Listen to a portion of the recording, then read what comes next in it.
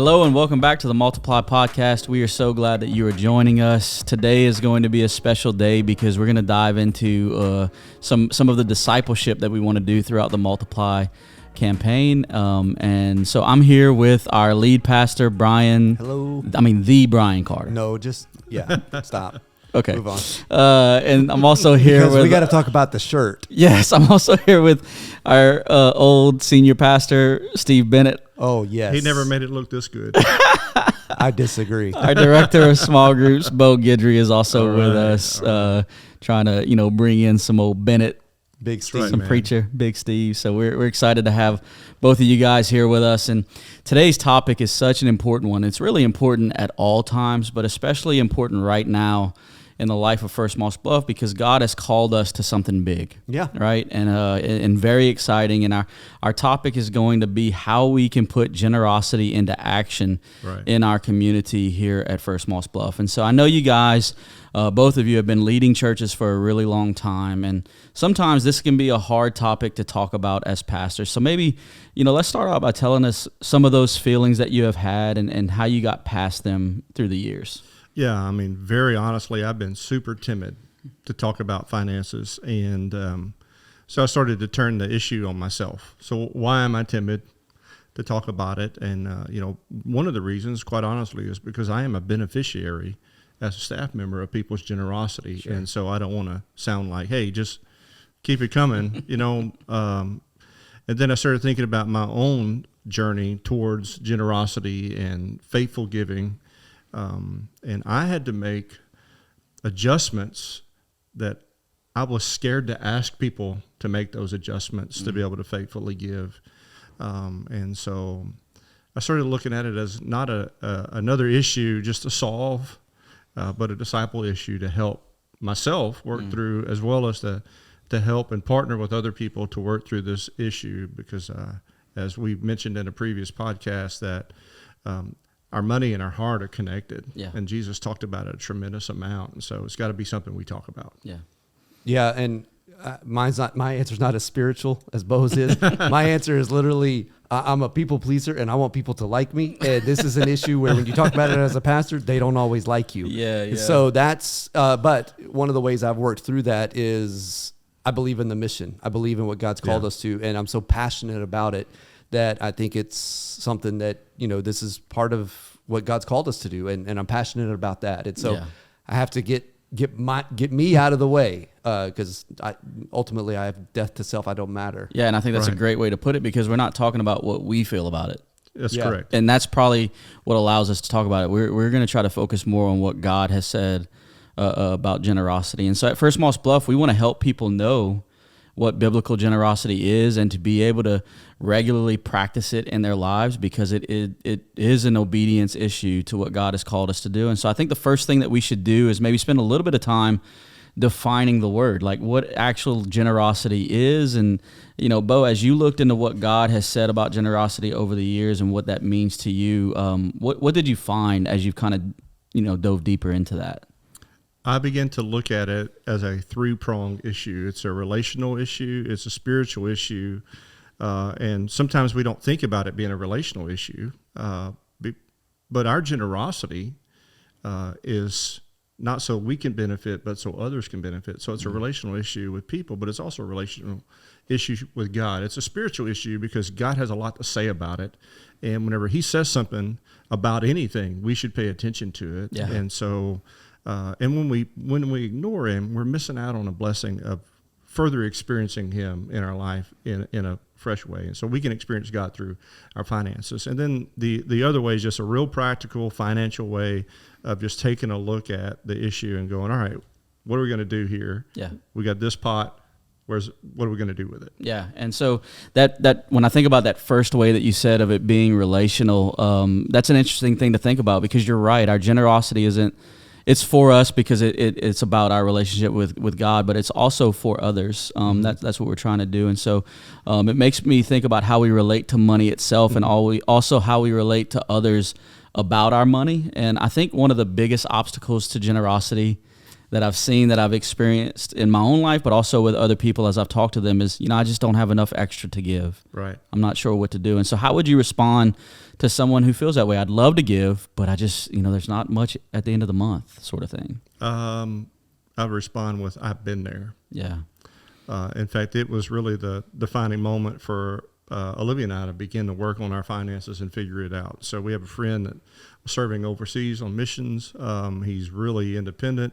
He had never asked us for anything. It came to a point where he reached out to not just us, but other people, a small group of people to help. And we looked at our finances and we had to say no because we didn't have it. Mm-hmm. Thankfully, because there were some people in our circle of influence that were relational generosity type people, they were able to step in and help meet that need. But I remember standing on the road in front of our house trying to figure it out. I walked into the living room.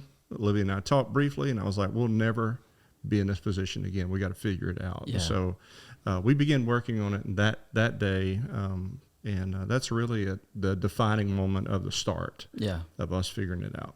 Yeah, and a lot of things are happening in our world that might make this a little bit difficult at different times. As a church, we tend to think, health and steps, right? And like what can come out of that. And so what do you see kind of going on around us that might contribute to somebody feeling like, I don't know what I can, this is a hard time, because a lot of people might be feeling the crunch right now. Oh, yeah, I mean, go grocery shopping. Yeah. Yeah, right? I mean, groceries are up. I mean, someone's throwing out like this percentage where they've increased like by 40%. That's crazy. Yeah. That is crazy. They were already expensive too. I mean, if you have a family of 4, you're dropping hundreds of dollars every month. Try 6. Yeah, a family of 6, you're dropping, and 2 teenage boys, There you go. Yeah, and so I can see that. So I'm literally feeding four adults, and then don't discount those girls. They can get after it too. They can. Yeah, they sure can. Right. The economy is just crazy. Our money is going not as far as it once did. Yeah. Healthcare. And so this is something that impacts all of us with families, but even those who are on fixed income, they're having to consider healthcare expenses like they've never had to before. Even not to be political, but there were some things put in place that were supposed to help, and ultimately it didn't help at the level. And so everything's just climbing, and the dollar is losing. And so fuel, I think I have a 36-gallon fuel tank on my truck. And the other day, you got to take out small loans to fill it up. Yeah, so I tank up. I have a round trip of 1.25 mile commute from my house to the office, and so I don't understand why he drives. Right. He could walk, he could ride a bike, run, but no. Yeah. Well, I'm the staff chauffeur. That's why I have to drive. He does drive for lunch. Yeah. Well, he has a Ford, so he's got to keep it moving. That is true, man. That thing will seize up one day. you. He'll just have to push. Yeah. Very true. Yeah, and so back to the truth. I tank up about every 45 days, literally. And so, man, put the nozzle in it, set it, and it clicked, and I was like, "Oh, I'm done." And it hit the $100 mark. Yeah, they just shut you down. And they shut me down. Like, I still needed fuel to be able to tank up my truck, and so I might make it 40 days now. Yeah, right. And so the expenses of everything. We live in an affluent community too, in terms of our parish income being about $60,000, our local income, median household income, being about $40,000 more than that. And so, even though we make more in the 70611, the economy is just really tough.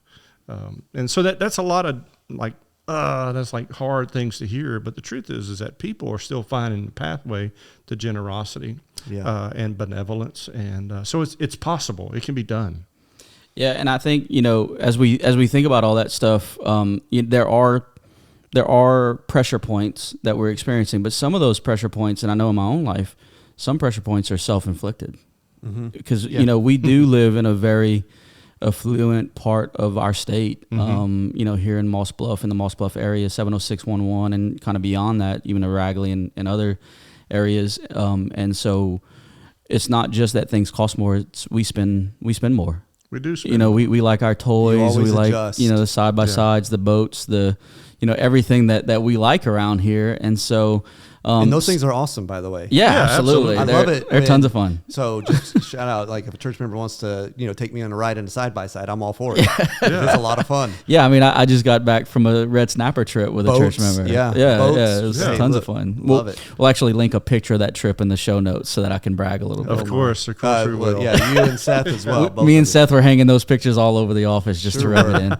But no, that was a lot of fun. But I mean, the reason I bring that up is because I think that, some of this is, and we're talking about it, it's an issue of discipleship, because it's not just the crunch, it's also the decisions that we're making. And so, Bo, speak a little bit to the discipleship towards maybe some of the decisions we're making are also making us feel the crunch, not just the, exterior factors that we can't control. Yeah, I think if everybody really was to take a look at their finances, they would see, we may not be operating completely unwise, but there are some non-essential things. And so you begin to vet your expenses, and you begin to see them as part of your life. And the life of a Jesus follower is discipleship. And so finances is a discipleship issue, because not only, as we said earlier, God has a lot to say about it, but he has a lot expected of us in regard to what he's said about it. And so whenever I begin to see this as a discipleship issue for myself, I begin to think about how do we help people with this path of discipleship, not being affluent, but being a financial disciple of Jesus. And so, yeah, and I think the calling on that is just flipping a little bit of a switch in our brain that our finances aren't for us, they're for the kingdom. That's right. Right. Yeah. And therefore they're to bless others, they're to bless the kingdom of God, and to be able to use that. And so if this is an issue of discipleship, which I think we would agree that it is, and generosity is about sharing our wealth for the benefit of others, as Jesus followers, our finances ought to look a little different than the world's. Yeah. Right. Sure. And so what does a Jesus follower's finances look like? I know we can find that a little bit in Scripture, so tell us a little bit about what that looks like. That's an important question. In fact, that's a driving question in a lot of areas of our life. And so what does fatherhood look like in the life of a Jesus follower? And so just insert finances into that. We at our church for a long time have talked about Acts chapter 2 and the culture of the church in Acts chapter 2 and the very baby steps of the church. And so imagine historically and biblically, there's 120 people in a room. They're waiting for the Holy Spirit to come. And just as Jesus said, and the Holy Spirit comes suddenly into that room, and then they go out to the street. And so those 120 people in one day's time become 3,120 people. Incredible. And then if you fast forward just a few chapters, they estimate that within the city of Jerusalem and surrounding, there are 20,000 believers. Wow. Yeah. And so they're brand new. Everybody's trying to learn how to walk together. And it says the most beautiful thing in Acts chapter 2, a lot of things, but they had all things in common.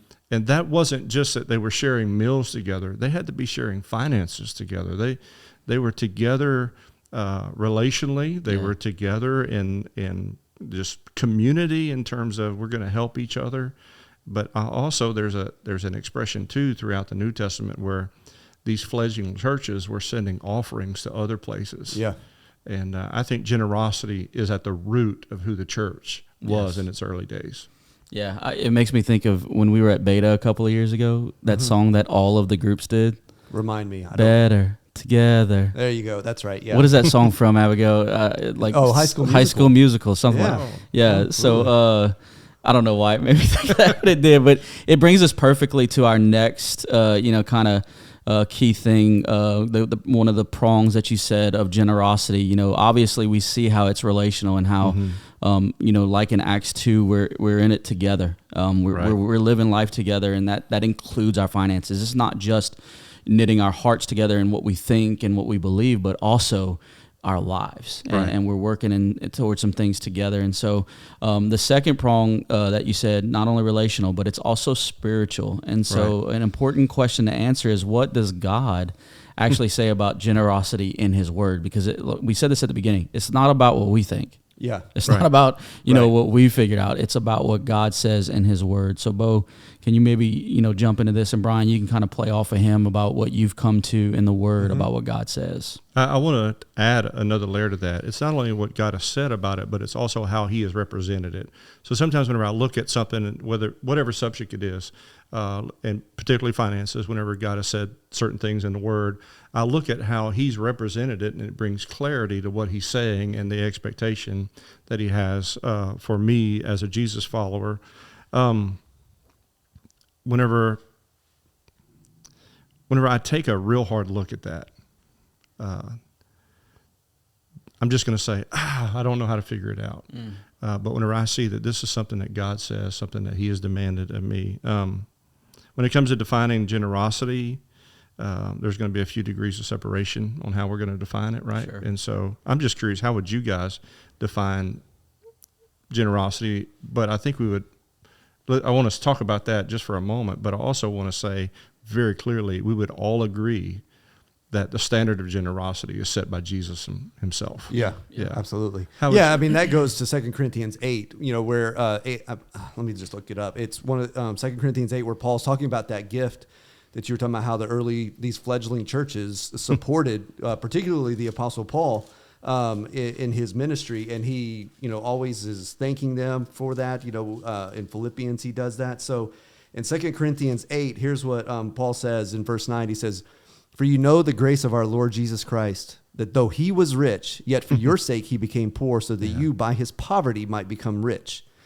And he is speaking in the context of, because he goes on down in, let's see here, verse 13, "For I do not mean that others should be eased and you burdened, but that as a matter of fairness, your abundance at the present time should supply their need, so that their abundance may supply your need, and that there might be fairness." So that is in the context. Literally, Paul's talking about finances in that context. This is not.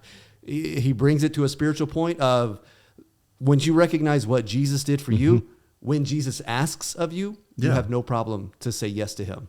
Yeah, I agree. And so that's a massive understanding of that. This is a spiritual issue. It's a relationship issue with Jesus, and Paul shows us exactly that in 2 Corinthians 8. Yeah, and for me, generosity is like it's kind of an all-encompassing term.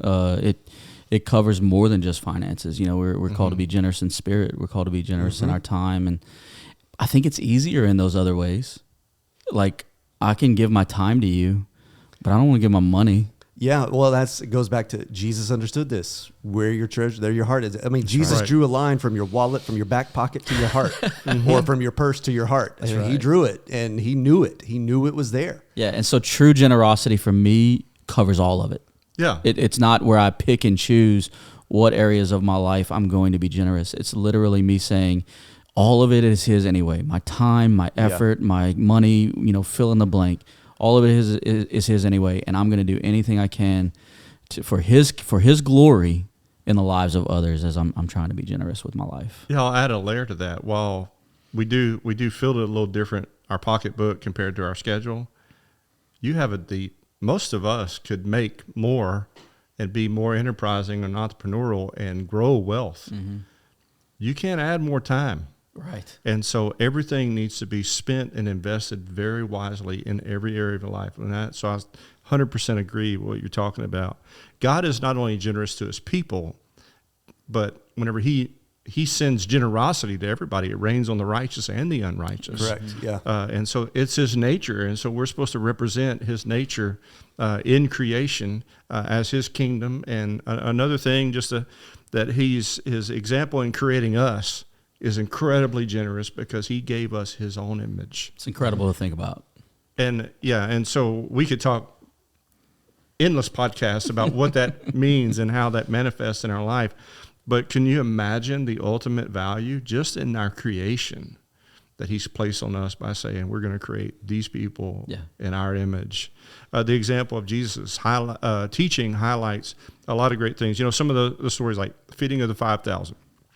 Really popular story. We focus a lot on the people's need and Jesus meeting that need, and that is not inappropriate. That's 100% appropriate.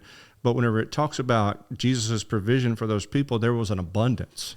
There was each disciple, which I imagine, based upon the dialogue of that story, that they were thinking, what are we going to do now? Even though whenever they had a few fish and a few pieces of bread, what are we going to do? I mean, this is not going to happen. And so Jesus's abundance proved not only that his availability to meet a need, but to give over and above that need. And so it's illustrated in that story, the widow and her 2 copper coins that she dropped in, or the copper coins she dropped in the offering plate. Yeah, that's a huge story. That's a huge story in Luke 21, where I think we'll talk about it a little bit deeply in a little bit. But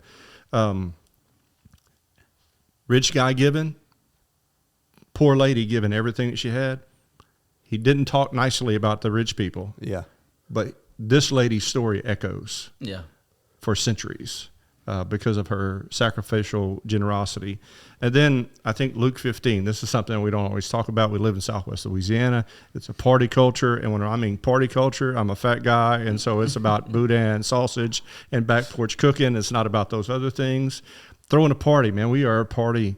We like to have a great time. Love to hang out. Yeah, Luke 15 has 3 different parties in it. A lady who had lost a coin, finds a coin, invites people over. She gives out of her wealth to have a celebration. The lost sheep, the shepherd finds him and then throws a party. I don't know if it was that sheep that they ate or not, but nonetheless, they had a great time. We have food.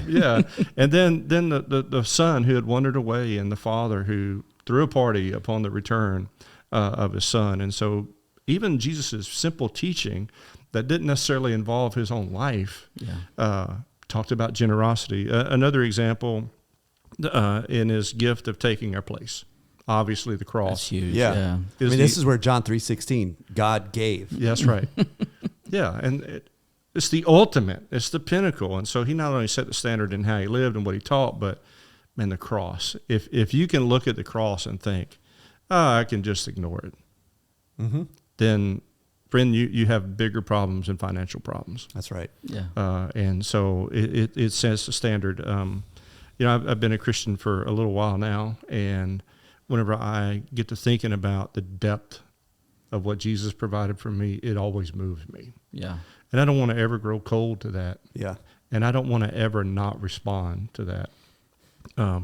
Another example is that we are recipients of his generous nature through the cross, and in essence, that's our identity. Yeah. We were dead, now we're alive. Because of his substitutionary act on the cross. And the bottom line is, generous is who we are as a people of God. That's right. So if we're living outside of generosity, for whatever reason, we're living outside of our identity and who we are. And now I know that you may have, that sounds a little bit like prosperity preaching. And don't even want to touch that issue. But the bottom line is, generosity is not prosperity. Generosity is seeing what God has done and just wanting to offer it back to him. That's right. And so it's important, right, for our lives to actually match up with what we say. Yeah. And so one of the things that I was thinking about as I was thinking about this podcast was it's easy for us to say, I want to be generous. Yeah. It's not as easy for our life to actually line up with that. But we do have the example in the Word where God's words line up and Jesus' words line up with his life. Yes. They line. He didn't say one thing and do another as we often do. Like, he lived the perfect life, and so he did what he said. And so let's talk a little bit about that, because I think it's important not only that we are generous, but even the heart behind our generosity is important, and that goes a little bit with this spiritual prong as well. Well, let me jump in on that. So, I mean, I heard a guy say this. In the church, we are content producing people. I mean, this is what you're experiencing right now. It's content. Write sermons 2 a week, services, all kinds of things. Like, we produce a ton of content to help people understand the Bible. And I heard this, and this really sort of struck me, and I've been thinking about it ever since. We don't need more content. We need more obedience. Yes. Yeah. We don't. I've become convinced, especially in people who are following Jesus, they've been in the church. They don't need more necessarily. I mean, we're doing it, but they don't necessarily need more content or understanding about generosity. We just need more obedience. Yeah, I think the key is that's not going to solve it. No, right. Just Obedience help me understand will. more, because a lot of times searching for more content is, let me figure out if there's a loophole, and that's Something that will agree with me. in what I think. And I say that because before before I was a pastor, that was me. That's you what know, you I were was like, saying. hey, let's do some more research on this generosity and tithing and giving, and see if we can find a loophole in here. And there is not. There's not one. Yeah, it is what it is. Yeah. Yeah, and so how do you help people as they're thinking about, all right, I'm giving, but I'm giving kind of begrudgingly. I'm giving maybe Besides just quoting, God loves a cheerful giver. yeah. Yeah. that is one of them. Yeah. I mean, that's the command. Yeah. So, but you got to let the command reorient your heart and renew That's your right. mind. Yeah, and one thing I've heard Bo say is grumpy giving is not godly giving. That's Yeah. the fact. That's like the most Bo line of all time, right? Yeah, it is. So, and the idea of a Christian grump, well, that's an oxymoron. Those two words That's don't go right. together. Yeah, and we just got through with a series about joy, and after our multiply series, we're going to pick We'll that back back into up. it, yeah. And so, joy is the mark of a Christian. Absolutely. Not grump. It's a fruit Yeah. of the Spirit. Love, Yeah. joy, peace, patience, and all those kinds of things. And so even though it is a Bo line, I love it. You know, grumpy giving is not godly giving. But I love it because I think our spirit of giving is much more important than how much we're giving or anything Right. like that. And so this brings us to our last prong of generosity. You know, first we were talking about how it's relational, then spiritual. But last and very practically is that there is a financial prong to the issue of generosity as well. And so we have to have our finances in order so that we can be generous. Yeah, so can I jump? I'm going to jump in and speak to Yeah. something first here. And because I hear this, I'm told this all the time, and y'all have probably heard this. One of the loopholes, and I tried to use it, and so I've looked into it, but one of the loopholes, so to speak, that people, that's been quoted and thrown at me is the New Testament does not talk about the tithe. So I don't have to tithe because the New Testament does not talk about it. I mean, I've seen guys say, you don't have to tithe because the New Testament never talked about Right. it. Jesus never talked about it and all these kinds of fronts. And I just want to help you understand, like, that's just simply not true. I mean, Jesus did talk about it, Yes. particularly in Matthew 23, when he's talking about, woe to the Pharisees. And what he does is he says, you tithe your mint and all that kind of stuff. And then he talks about how the neglect that they have. So he talks about a tithe, bringing it from the Old Testament into the New. He talks about the importance of a tithe. And then he says, then there's these other things that you neglect. And then he says, you should have, you're doing the things that you should have already been doing, but you're neglecting these other things. And so I always tell people, like, listen, let's be very careful bringing Jesus in if you're already struggling with the tithe, because he's going to ramp it up quite a bit. Like the tithe is the base for him. He expects sacrificial. Yeah. So we just need to understand that our Lord, he did teach about it. He did understand it. He didn't own much because that was just part of his life. Right. He was Yeah, humble. But whatever he did own, I would be quite confident that he obeyed the Lord and tithed upon it, because then he expected, and probably not just that, but gave it away. Because Yeah. he was, as we've said over and over and over again, that's just who he is. He is a giving God, and he expects his people to be the same. Yeah, and he set his life up in order to be able to do that. Yeah, the same context that we say it's only an Old Testament thing.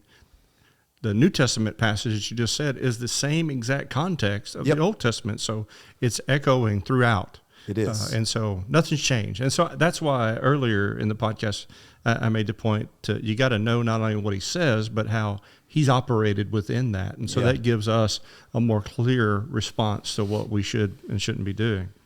When it comes to making adjustments in our finances, this is something to be reminded. We made fun of my shirt, and Brother Steve. Rightfully so. Yeah. I still stand by my word on it. But preacher taught us something as a church that I think is something that we need to go back to. As God's people, we are a conduit to those who are far from God. And so it's good news through us. It's generosity through us. It's all things. We're a conduit. And so he made that statement, and this is almost eerie feeling. He made that statement on a Wednesday night early on whenever Olivia and I moved here. And that Monday we had just sold and closed on the house, and we were just blessed financially in regard to that. And so we had an abundance. And someone sent us a check. We were brand new staff members here. Someone sent us a check. It was kind of an odd number. It was $705.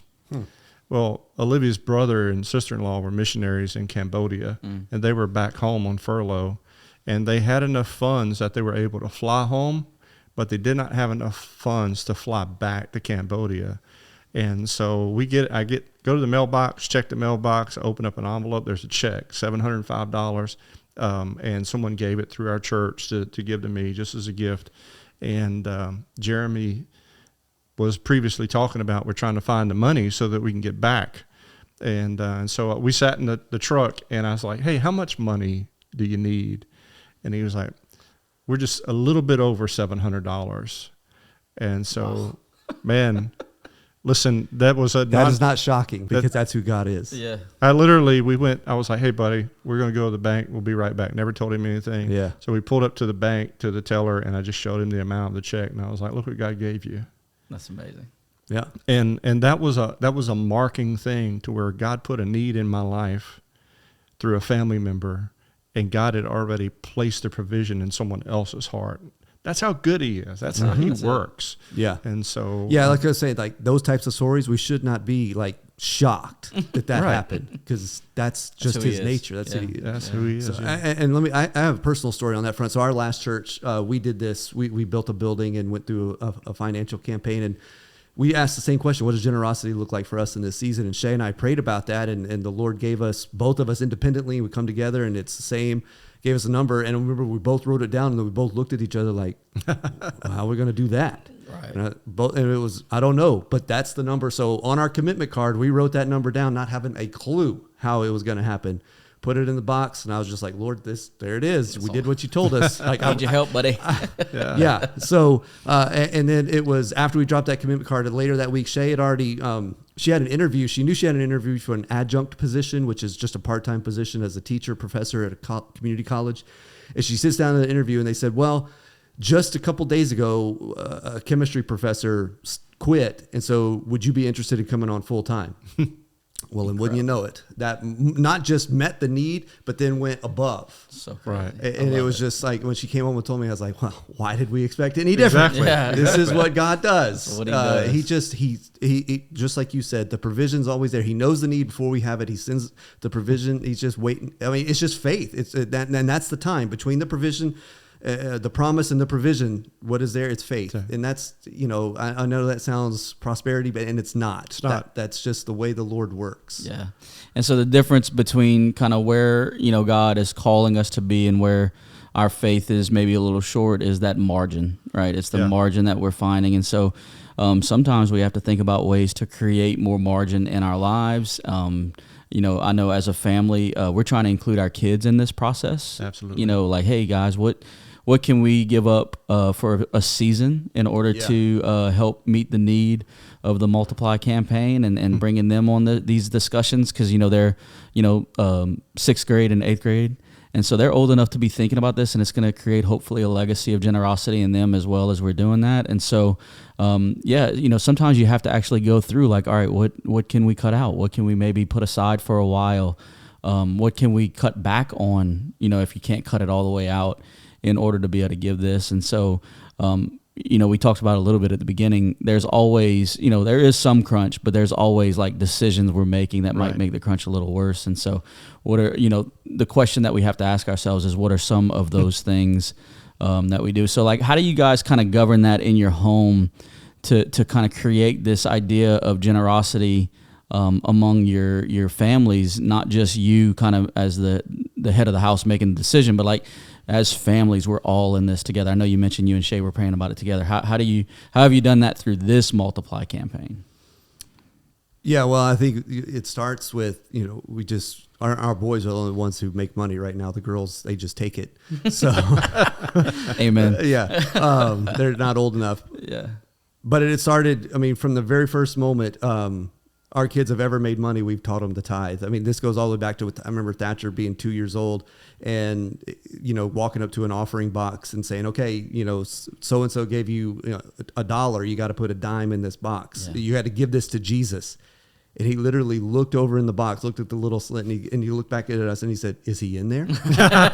So anyway, so this goes all the way. So you got to build that foundation first of tithing and the obedience of the tithe. And then from there you build on the sacrifice. And so, we'll be having the same conversations. We're all going to make the sacrifice as a family together, go out to eat 3 less times or whatever, 2 less times a month, right. Cut back on streaming subscriptions, whatever that looks like for us. And we'll have that conversation with our kids, and everybody will be involved in that. Awesome. Yeah, I would say that we were doing the same things and have done the same things. And, we're talking about kids, but Olivia and I had to do this before we even had children to work it out. And so I'm glad we were able to, we had mentors that helped us with these things, to have these conversations. And so I would just ask them, hey, tell me how you're doing what you're doing. And they were always really gracious. They were never judgmental. They were helpful. I would suspect that sometimes some of the provisions that we fell short on, they made up for, and that's just the nature of God's people and their generosity. And so there's some real practical things that we did early on. You already mentioned the streaming, and so we cut out any kind of satellite television. First of all, because it was expensive. Second of all, it was aggravating just to deal with the company. Sure. Another thing that we started doing was just kind of controlling our entertainment expenses, and so the eating out, as you mentioned. I love to hunt and fish, and so we curbed on some of those things. And then another thing that we did is as Eli started, our oldest started making money, is to really teach him not just about what he should do with that money, but we gave him a glimpse into our own finances and how we manage our own finances, not with dollar amounts or anything, but just so to create like a financial footprint for him, so he can find not only success in money management, but also success in working towards being generous. We have talked about, hey, here's what you should be doing, but I don't think it clicked until we let him look at our finances a little bit.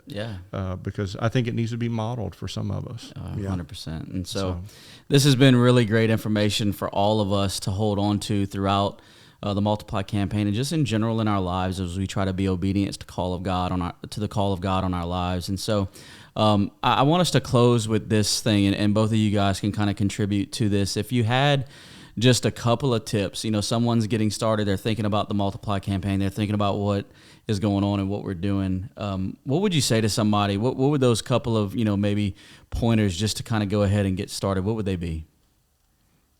I would say, take a real simple, honest look at your finances. Where is there waste? And then I would say, you have enough information to get started on making adjustments at that point. And then you take a look at what God has said. What has God said about your finances? And the root of this whole podcast is, what should the finances of a Jesus follower look like? That's right. And what has God said, and how have you seen him operate within the realm of what he said? And he's in perfect harmony, by the way. Let's just make that clear. Whatever he said, he has lived it out perfectly and expressed it perfectly. We mess it up on our understanding of it. And then I want to challenge you with 2 Corinthians 9. You read 2 Corinthians 8. 2 Corinthians 9 talks about the cheerful giver. Right. And so while I'm not a linguist, what I would say is that literal expression is surprisingly crazy, exuberant giving. And so kind of out of your mind giving.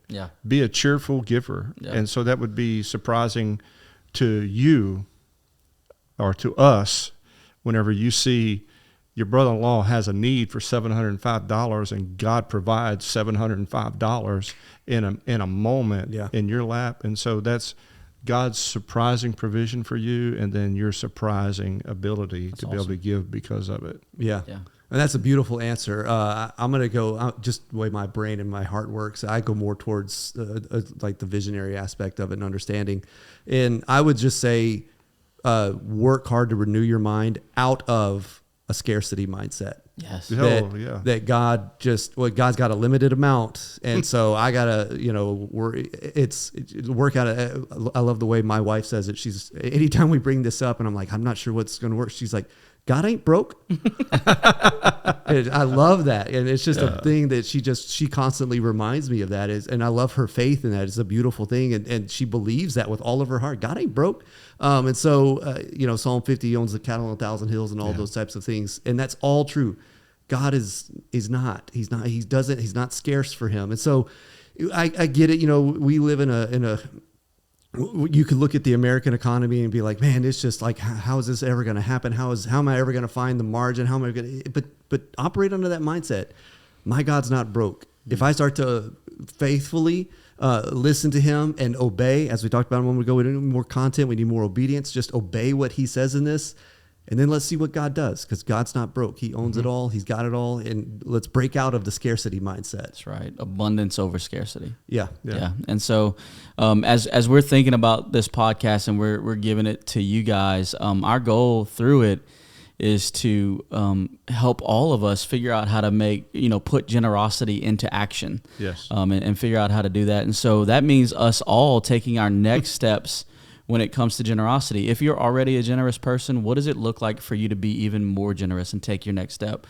If you're somebody who, this is new to you and you just started following Jesus a couple of weeks ago and you're figuring all this stuff out, take your next step, your first step of being generous with your tithes or with your offerings and that sort of thing. And so our church is all about next steps. Yes. That's what we're doing. And we believe everybody, no matter where you are in life, you have a next step to take. And so we hope that you have found this information beneficial and encouraging and also inspiring to take that next step. And so a lot of this information and a lot of these resources that we mentioned today can be found on our Multiply website. We're going to link that in the show description. And make sure that you're following us on all of the platforms. We love to hear from you guys, so drop a comment, let us know how you're doing, and we'll be sure to respond to you. I want to thank these guys for joining me today on the Multiply podcast. I want to thank all of you for being here as well, and we'll see you next time. Bye. Bombard that shirt next time. Awesome.